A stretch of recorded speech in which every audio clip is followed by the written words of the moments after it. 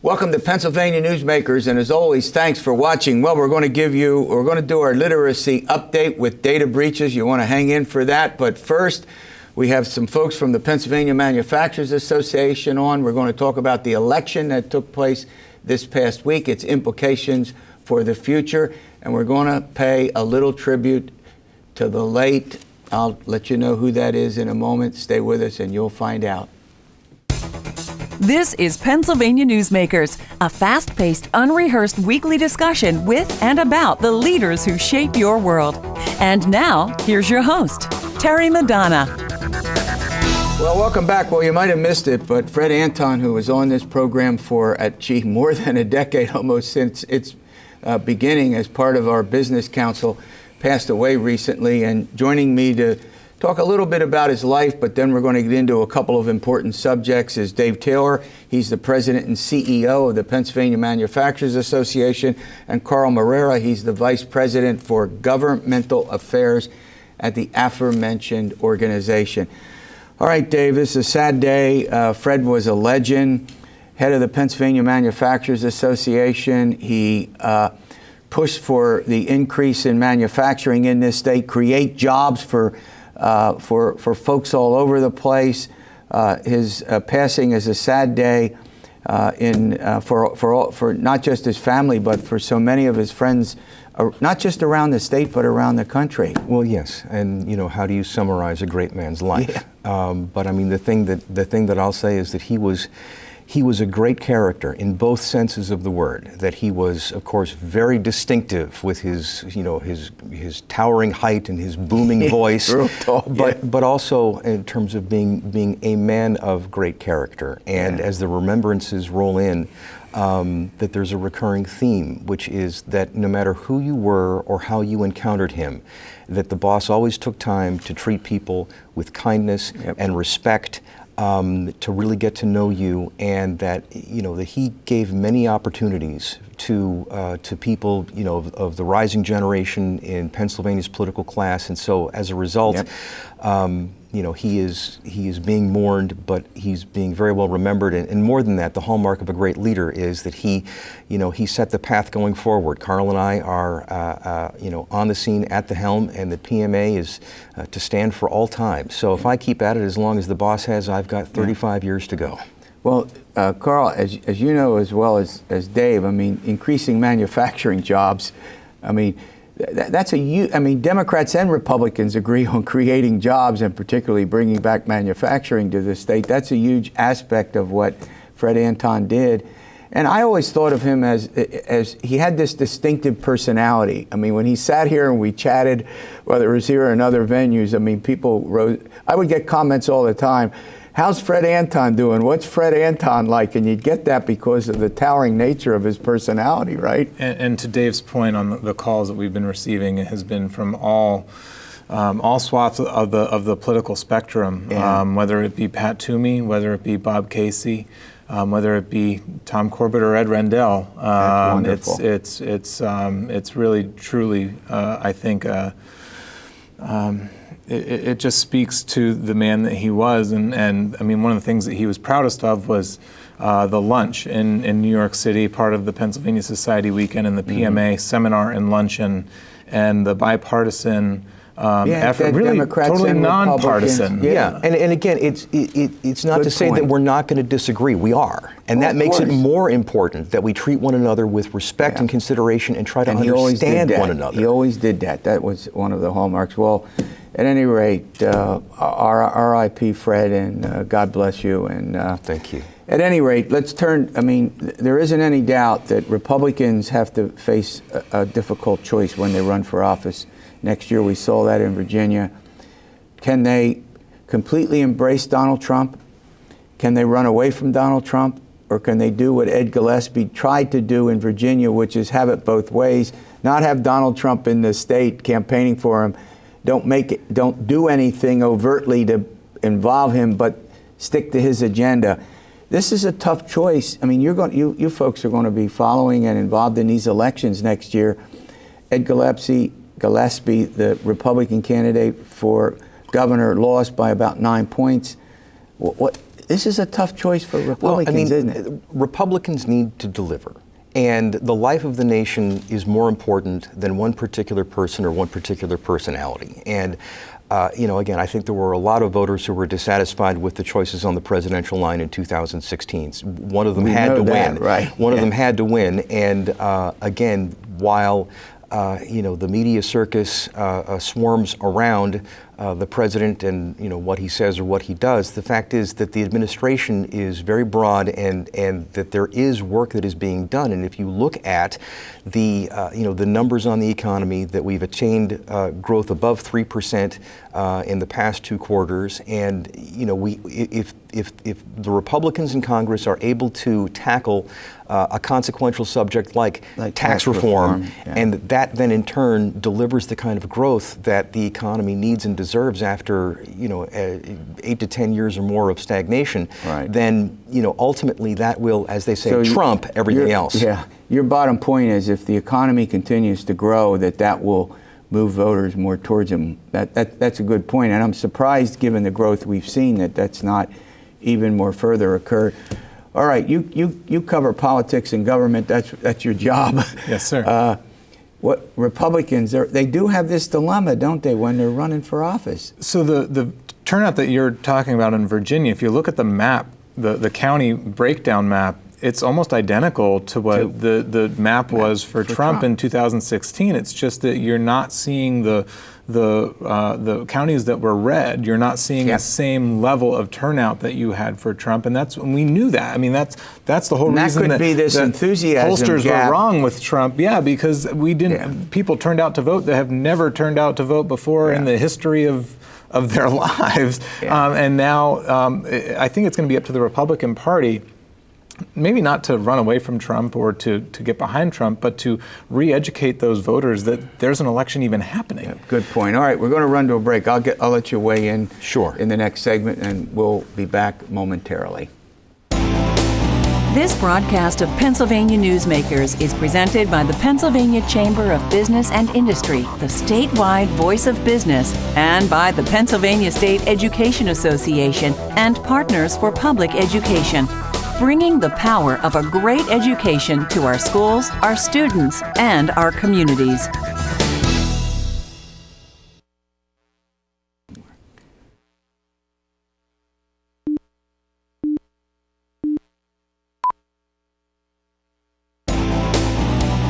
This broadcast of Pennsylvania Newsmakers is brought to you by the Pennsylvania Highway Information Association, the go-to source to learn about transportation projects and issues. Please visit pahighwayinfo.org. And by the Pennsylvania Manufacturers Association. Business in Pennsylvania is our business. Dave Taylor and Carl Marrara, they joined me from the Pennsylvania Manufacturers Association. We were chatting about the implication for Republicans out of the defeat, and we don't need to talk about New Jersey. That's a heavily blue state. Virginia is probably blue now with the success of Ralph Northam in the governor's race, defeated Ed Gillespie. It's on everybody's mind. You wanted to pick up on something that Carl said. Well, yeah, and it sort of gets back to my theme earlier, saying, look, the Republicans just need to deliver, that these majorities in Congress and to have the control of the White House, that they need to deliver, and that, in Pennsylvania, that, the prospect for economic growth is greater than it's ever been, that the news has come, that the objections to the Atlantic Sunrise Pipeline have been smacked down by the courts. That project is going to proceed. Ground has been broken for the multi-billion-dollar Shell facility in Monaca, Beaver County. That's going to be a called the cracker plant. Yeah, it's going to take ethane and turn it into ethylene by cracking a hydrogen molecule off of it, and the ethylene is you need to be a chemistry major, by the way, to go ahead. Well, it's a process of translation, no doubt, but this facility is going to be cranking out the material that's the basis for an entire new manufacturing sector of plastics, rubber, styrofoam, paint, glaze, solvent, adhesive, just a multiplicity of goods. And so this is right over the horizon. There are going to be jobs right now from the construction and the skilled trades with erecting these facilities. But then once they're up and running, these are going to be engines of wealth creation. And so, really, that's the story of what is about to happen, that these critical steps have now been met. Those areas of Western Pennsylvania are the areas that are becoming more and more red. Even though the voter registration is pretty much staying the same, we saw every county surrounding Allegheny County go for Justice Mundy in this last election here in Pennsylvania. She's a Republican running for the seat in the state Supreme Court. She's currently served by virtue of appointment. She defeated Dwayne Woodruff, who's a Democrat. He's a judge in the Court of Common Pleas in Allegheny County. He's also, I have to say this, a former Pittsburgh defensive back who has a little ring on his finger that says... It's actually a pretty big ring. I'm sorry. A big ring. A big old ring. Go ahead. I wanted to make sure our viewers understood that. The people in those collar counties of Allegheny County know about that ring. I'm sure and they did. They still went red. I mean, most of them by at least 5 or 10 point margins. The opposite is taking place in the eastern part of the state, in the Philadelphia suburbs, and even where I live in Lancaster County, in a suburban township, which the Democrats took over in terms of the school board and the township governments. So we got these two competing, if you will, demographics. Opposite dynamics, yeah, yes. Opposite. Yeah, you stated that better than I did. Go ahead. Well, no, and this is the thing. I mean, Pennsylvania is a very large and diverse state. The fact is that the king did not know what was over here when he gave the land grant to the Penns. Yeah. And so, you have multiple Pennsylvania cultures, but that dividing line about energy jobs, I really think is going to be the key to Pennsylvania's future going forward. That you have people who care about hard hat jobs for working people, who want the dynamism from energy production, as opposed to the people in the the prevailing attitude in the Southeast and the other areas outside of the drilling, that they're susceptible to this keep it in the ground environmental nonsense. And so that really needs to sort itself out. All right, Carl, go back. I mean, here's what's sort of fascinating. 3% GDP growth, stock market record high, largest number of Americans working in American history, large number of workers who were unemployed or who dropped out of the workforce now coming back, and yet the president doesn't seem, in almost any other administration, Democrat or Republican, you would think that the president would get what? A boost in the polls. I guess it's the controversial nature of his leadership. Like him or not, I mean, that is a bit puzzling when you think about it. Those aren't the stories that are reaching the front page of the news.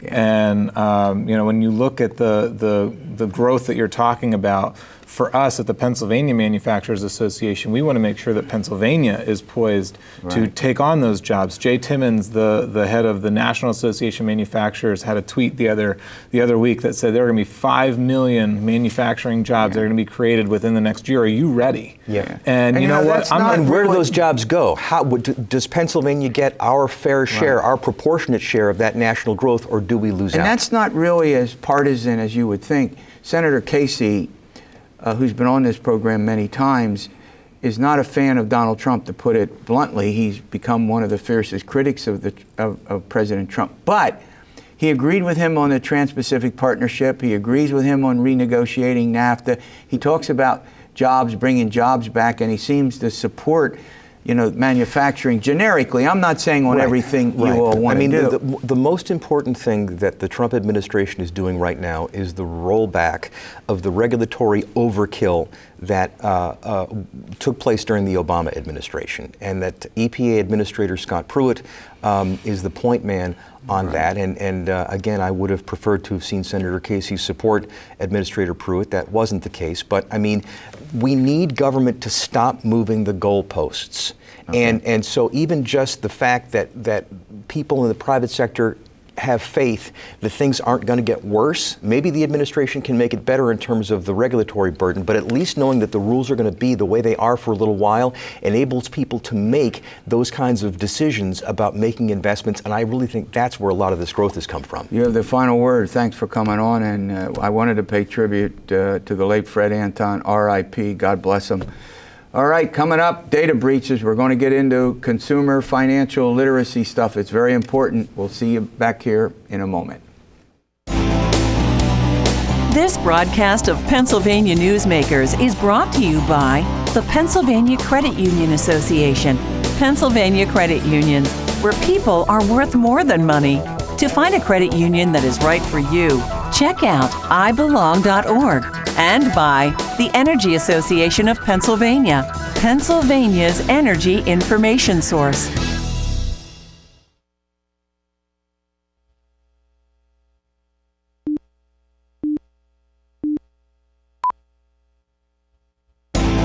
This broadcast of Pennsylvania Newsmakers is presented by the Hospital and Health System Association of Pennsylvania, working towards a healthy Pennsylvania. Well, identity theft, it's on everybody's mind. Joining me to talk about that is Mike Wishnow. He's the Senior VP at the Pennsylvania Credit Union Association, and Kelly Childress. She's the President and CEO of the First Ed Credit Union. All right, Michael, let's start with you. Data breaches seem to be a daily occurrence. They lead to scamming. They lead to people getting ripped off right and left. Open up the discussion. What is there? Well, yeah, they truly do. And there's no single industry that's the cause of them. Oh, the Correct. cause of them. Correct, Right, or exempt. I mean, you have the retailers, and Target was huge at the time. That's a year and a half, 2 years ago, with 40 million. Now you have Equifax. Equifax, 148 million Americans' data was compromised. So your big point here is, and you provided me a list, I can't believe this, Yahoo, 500 million, Arby's, 350,000 debit and credit cards, U.S. Office of Personnel Management, only 21.5 million records. T-Mobile, 15 million. Primera Blue Cross, 11 million. Scott Trade, 4.6 million. I mean, it's every industry. Yeah. Is anything, nobody's safe and nobody's protected? Unfortunately, no. And it's continuing to rise. You know, we're going to continue to see this. So, you know, it really does come down to the consumers being aware. You know, with education, we need to educate consumers on what they need to look for. They need to be proactive. And if they see something that's suspicious or they don't recognize a certain merchant, they need to contact their financial institution. You made a point that no industry is exempt. That's a great point. Yeah, absolutely. And it happens in different ways. I mean, you know, any kind of cyber crime, these criminals are pretty sharp. And so they find ways into databases, and sometimes it's through a third party, a contractor. Yeah. In Target, it was the air conditioning people. Oh my gosh. You know, they had access to the systems, and somebody used that as a backdoor. It's just crazy. And something you deal with all the time, credit and debit cards, are they the most frequently breached or misused or scammed or whatever, however way you want to put it? They are. And, you know, they're such a convenient service for consumers to use. But when breaches do happen, that usually is the item that is breached, is the credit or debit card. Yeah. And the other thing is now more and more, instead of having a card that you put in your wallet or in your pocketbook where you know I got it, I can feel it's on this. Right. I don't where we get it on here.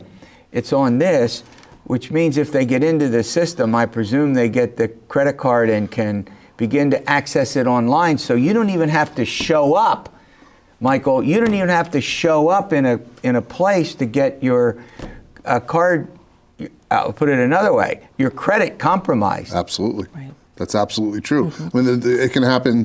We're talking specifically about data breaches, which is large, but somebody can steal something out of your mailbox. I mean, if you don't shred your documents and you just throw them in the garbage after you pay the bill. We'll have to do that. How many people just rip something up in half and then throw it out? All right, we're talking about data breach and identity theft. We'll continue with this discussion after these words.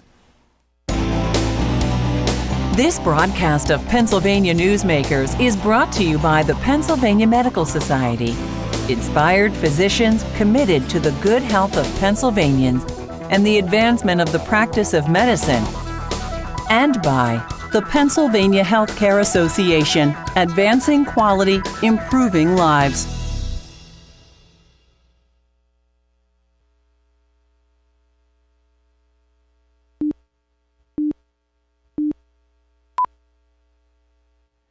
Welcome back. We're talking about data breaches, identity theft with the folks from the Pennsylvania Credit Union Association. Let me turn to you, Kelly. There are ways that consumers can protect themselves, and you use an app now that you think goes a long way towards that. Tell our viewers about that. We just recently rolled out a mobile app, and it gives the consumer control over their debit and credit card usage.